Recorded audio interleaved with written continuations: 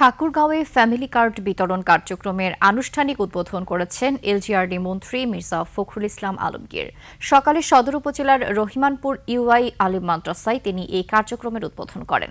প্রাথমিকভাবে দেশের 14টি ইউনিয়নে ফ্যামিলি কার্ড বিতরণ কর্মসূচি শুরু হয়েছে।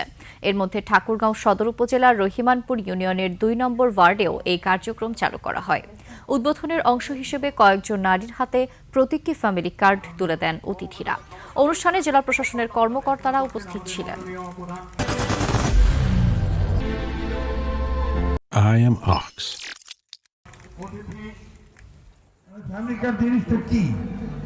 এটা হচ্ছে একটা শক্তি, এটা হচ্ছে একটা ক্ষমতা। এই কার্ডটা আপনাকে সেই ক্ষমতা দেবে যে ক্ষমতা দিয়ে আপনি সকলের সামনে দাঁড়াতে পারবেন।